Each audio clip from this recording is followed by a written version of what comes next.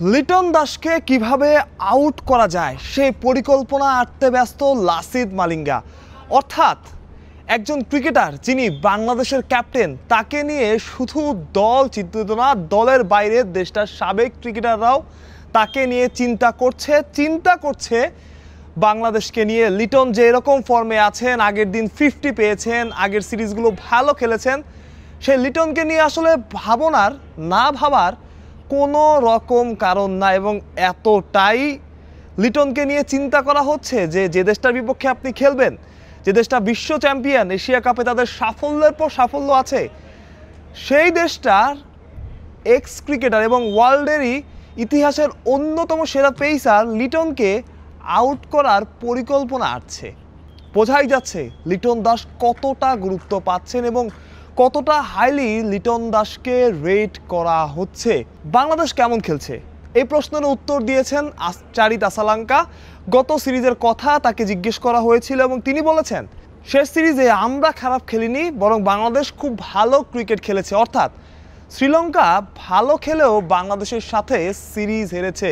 অর্থাৎ ওই যে একটা কথা বলে না, নিজেদের দিনে আমরা যে কাউকে হারাতে পারি, প্রতিপক্ষ যেমনই হোক, যে রকম কথাবার্তাই প্রতিপক্ষ বলুক বা প্রতিপক্ষের শক্তিমতো যতই হোক, প্রতিপক্ষ তাদের সেরা ক্রিকেটটাই খেলুক না কেন, আমাদের দিনে আমরা যদি সেরা ক্রিকেট খেলি, কোনো প্রতিপক্ষ আমাদের সাথে দাঁড়াতে পারবে না।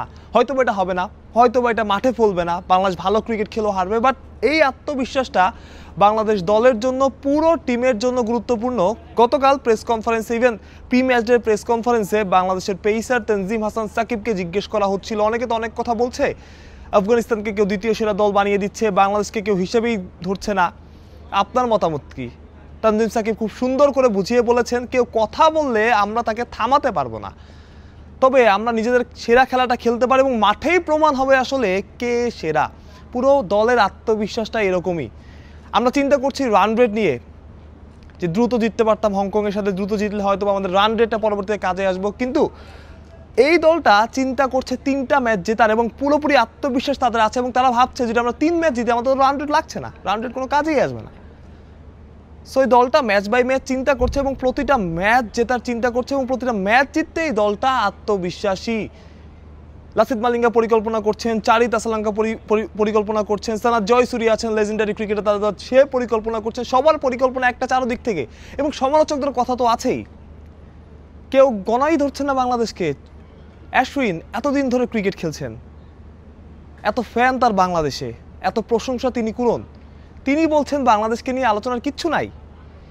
সেই অ্যাশ্বিনকে বা সেই সবাইকে যারা বাংলাদেশের সমালোচনা করছে, বাংলাদেশের গণার মধ্যেই আনছেন না, সেই সবাইকে জবাবটা দিতে হবে আসছে ম্যাচগুলোতে। হংকংয়ের সাথে হয়তো আমরা জিতবো সে ধারণা করে রেখেছিলাম, তারপরেও cricket A game of glorious uncertainty, যে কোনো কিছু হতে পারে। ম্যাচের জন্য অপেক্ষা করছে, বাংলাদেশ জিতলো এবং আগের 3 সিরিজের মতোই বাংলাদেশ সেই সাফল্যের ধারাবাহিকতাটা অব্যাহত রাখলো।